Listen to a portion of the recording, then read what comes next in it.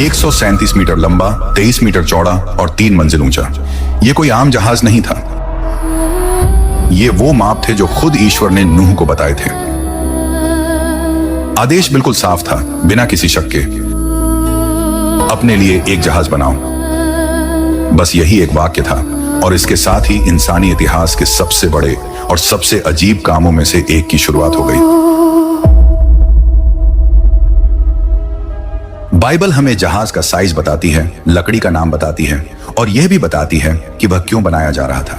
लेकिन वह यह नहीं बताती कि नूह को इसे बनाने में किन किन मुश्किलों का सामना करना पड़ा। और सच्चाई यह है कि जो भी उस जमाने में लकड़ी का काम जानता होगा वह समझ सकता था यह काम आसान नहीं था, बहुत मुश्किल था। सबसे पहली बात, जगह। 137 मीटर लंबी चीज आप कहीं भी खड़ी नहीं कर सकते। उसके लिए बहुत बड़ी, मजबूत और सीधी जमीन चाहिए थी। ऐसी जगह जहां मिट्टी धंसने वाली न हो, जहां जमीन फिसले नहीं और जहां आसपास सरो यानी साइप्रस के पेड़ हों, क्योंकि जहाज उसी लकड़ी से बनना था। अब जरा नूह को सोचिए, कोई मशीन नहीं, कोई इंजीनियर नहीं, कोई नक्शा नहीं, बस अनुभव, समझ और परमेश्वर पर भरोसा। नूह जमीन पर चलता है, मिट्टी को पैरों से दबाकर देखता है, हाथ में लेकर जांचता है, देखता है कि जमीन कितनी सख्त है, पेड़ कितनी दूरी पर है, लकड़ी यहां से वहां ले जाना मुमकिन है या नहीं। और आखिरकार बहुत सोच समझकर वह एक जगह चुनता है और यहीं से असली मेहनत शुरू होती है। बड़े बड़े पत्थर हटाने पड़ते हैं, जमीन के अंदर गहरी जड़ें होती हैं, उन्हें उखाड़ना पड़ता है, हर जगह को बराबर करना पड़ता है। यह काम देखने में भव्य नहीं था, न कोई तारीफ, न कोई तालियां, बस मिट्टी, पसीना और थकान। और फिर एक और समस्या थी जो आज के लोगों को शायद समझ में भी ना आए, नमी। उस समय बारिश नहीं होती थी। बाइबल बताती है कि जमीन से भाप उठती थी जो पूरी धरती को गीला रखती थी। मतलब मिट्टी अक्सर नम रहती थी और नम मिट्टी जल्दी कीचड़ बन जाती है, औजार उसमें धंस जाते हैं, लकड़ी गीली हो जाती है, जमीन कमजोर पड़ जाती है। इसलिए बहुत मुमकिन है कि नूह ने जमीन के चारों तरफ छोटे छोटे नाले बनाए हों ताकि पानी वहां से बह जाए और काम की जगह खराब न हो। ये पानी आसमान से नहीं गिर रहा था, ये खुद धरती से निकल रहा था। और जब नूह ये सब कर रहा था, लोग उसे देख रहे थे। कोई हंस रहा था, कोई मजाक उड़ा रहा था, कोई कह रहा था ये आदमी पागल हो गया है, इतनी बड़ी जमीन क्यों साफ कर रहा है, यहाँ तो कभी पानी भी नहीं आया, जहाज किस लिए। लेकिन नूह किसी को जवाब नहीं देता, क्योंकि वह लोगों के हिसाब से काम नहीं कर रहा था, वह ईश्वर के कहे मुताबिक काम कर रहा था। जब जमीन आखिरकार काफी मजबूत और सूखी हो गई, तब अगला बड़ा काम शुरू हुआ, लकड़ी जमा करना। परमेश्वर ने साफ कहा था, जहाज सरों की लकड़ी से बनाना। सरों के पेड़ छोटे नहीं होते, वे बहुत बड़े, भारी और मजबूत होते हैं। ऐसे पेड़ काटना आज भी आसान नहीं होता, और उस जमाने में तो और भी मुश्किल था। एक दो पेड़ नहीं, सैकड़ों पेड़, हर दिन वही काम, कुल्हाड़ी उठाओ, वार करो, फिर वार, फिर वार। कई घंटों के बाद जाकर एक पेड़ गिरता, जंगल में उसकी आवाज गूंजती, लेकिन पेड़ गिरने से काम खत्म नहीं होता था। अब सवाल था, इतने बड़े तनों को वहां तक कैसे पहुंचाया जाए जहां जहाज बन रहा था। न पहिए थे, न ट्रक, न मशीनें। तो उन्होंने वही तरीका अपनाया जो पुराने जमाने के लोग जानते थे, लकड़ी के गोल लट्ठे। बड़े तने के नीचे छोटे लट्ठे रखे जाते, रस्सियों से खींचा जाता, धीरे धीरे थोड़ा थोड़ा करके लकड़ी आगे बढ़ती। जैसे ही तना आगे जाता, पीछे के लट्ठे उठाकर आगे रख दिए जाते। ये काम बहुत धीरे होता था, थकाने वाला था और कभी कभी खतरनाक भी।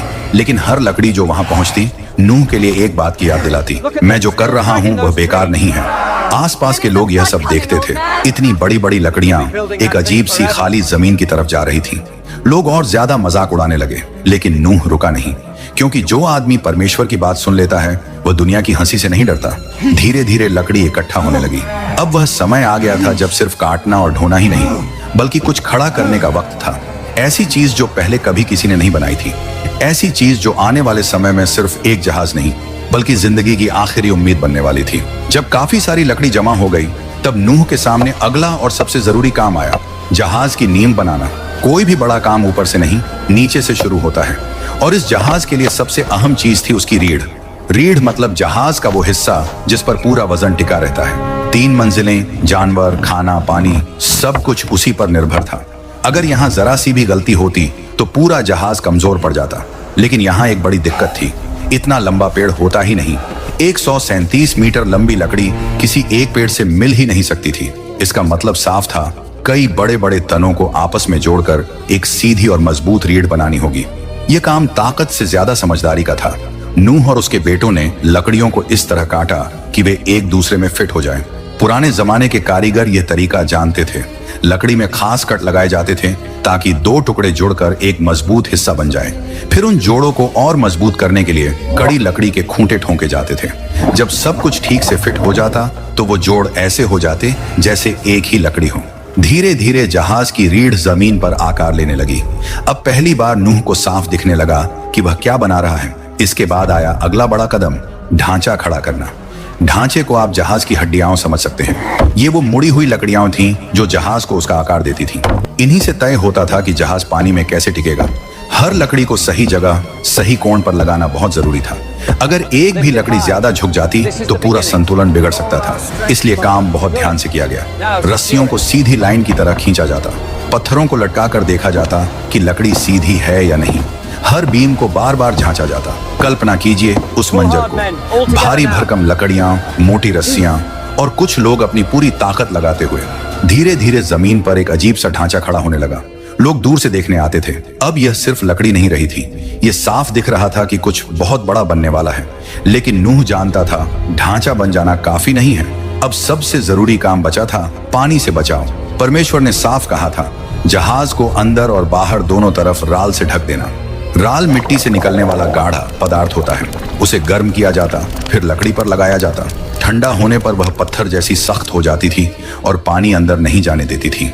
लेकिन यह काम बहुत मेहनत वाला था। हर जोड़, हर दरार, हर कोना, अगर कहीं से भी पानी घुस गया तो महीनों की मेहनत बेकार हो सकती थी।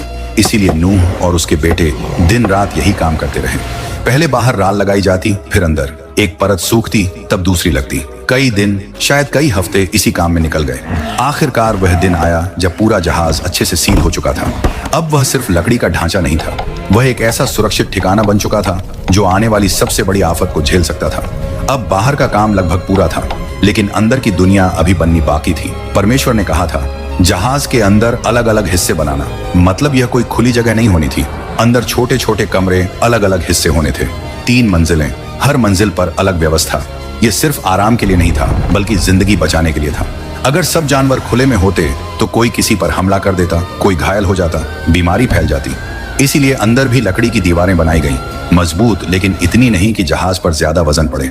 अब जहाज बाहर से भी तैयार था और अंदर से भी धीरे धीरे आकार ले रहा था। और कहानी अब उस मोड़ पर पहुंच रही थी जहां सिर्फ लकड़ी और मेहनत नहीं, बल्कि ईश्वर की शक्ति साफ दिखाई देने वाली थी। अब जहाज बाहर से मजबूत हो चुका था और अंदर की दीवारें भी बन चुकी थीं। लेकिन नूह जानता था कि असली मुश्किल अभी बाकी है, क्योंकि जहाज सिर्फ लकड़ी का ढांचा नहीं था, उसे जिंदा प्राणियों का घर बनना था।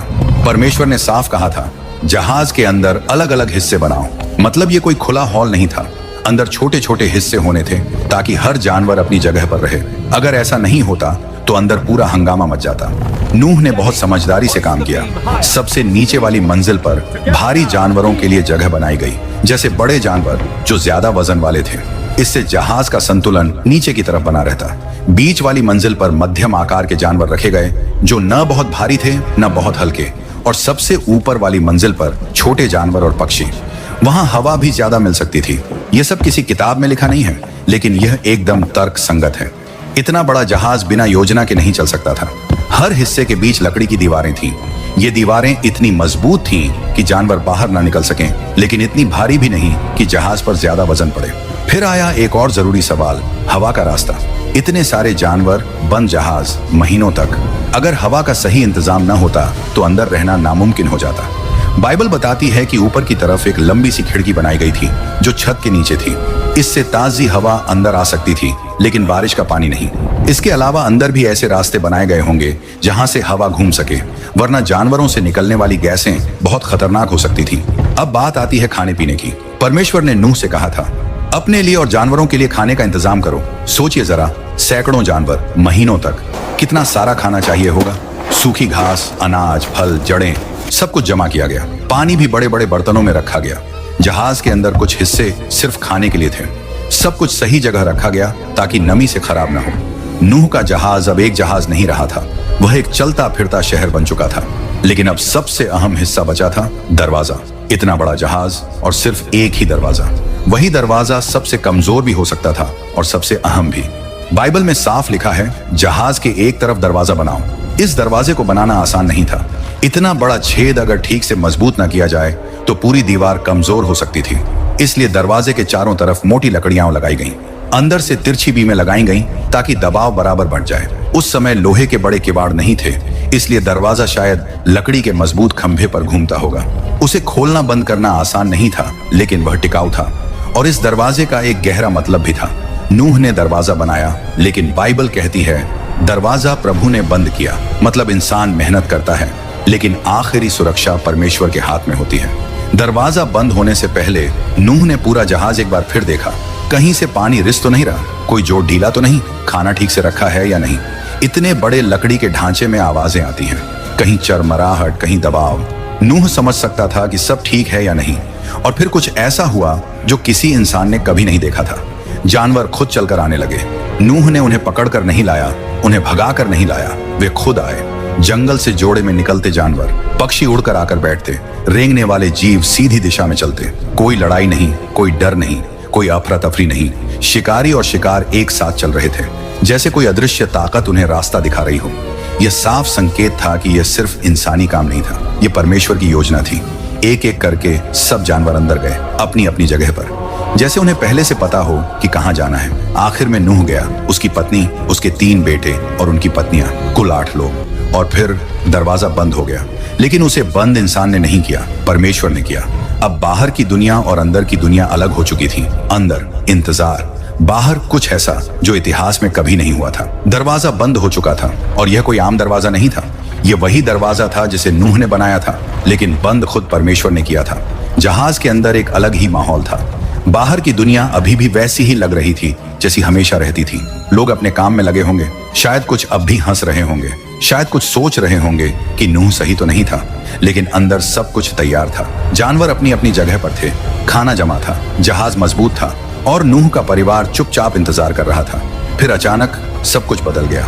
बाइबल बताती है कि नूह की जिंदगी के 600वें साल में कुछ ऐसा हुआ जो दुनिया ने पहले कभी नहीं देखा था। धरती के अंदर से पानी फूट पड़ा। यह सिर्फ ऊपर से गिरने वाला पानी नहीं था, जमीन के नीचे से जोरदार दबाव के साथ पानी बाहर आने लगा। जमीन हिलने लगी, जैसे धरती खुद टूट रही हो। नूह और उसका परिवार जहाज के अंदर ये सब महसूस कर रहे थे। जहाज हिल रहा था, लकड़ी चरमरा रही थी, नीचे से जमीन के हिलने की आवाजें आ रही थी। और फिर आसमान खुल गया। यह इतिहास की पहली बारिश थी, और यह कोई हल्की फुहार नहीं थी। भारी भारी बूंदें लकड़ी पर जोर से गिरने लगी। आवाज इतनी तेज थी कि बात करना मुश्किल हो गया। गरज, बिजली, अंधेरा, सब कुछ एक साथ। जो लोग बाहर थे उन्होंने ऐसा कभी नहीं देखा था। पानी ऊपर से गिर रहा था, नीचे से भी उठ रहा था। पानी बढ़ता गया, धीरे धीरे, फिर तेजी से। जहाज जो सालों से जमीन पर खड़ा था, अब पहली बार हिलने लगा। फिर एक पल आया जब वह जमीन से उठ गया। जहाज तैरने लगा। नूह और उसके परिवार के लिए यह डरावना भी था और अद्भुत भी। लकड़ी हिल रही थी, फर्श कांप रहा था, जहाज पानी पर झूल रहा था। वही जहाज जिसे लोग मजाक समझते थे, अब जिंदगी बचाने वाला था। जहाज के अंदर अब एक नई दिनचर्या शुरू हो गई। हर दिन जानवरों को खाना देना, पानी देना, उनके हिस्सों को साफ करना। यह आसान काम नहीं था। जानवरों की आवाजें, उनकी गंध, थकान, सब कुछ सहना पड़ता था।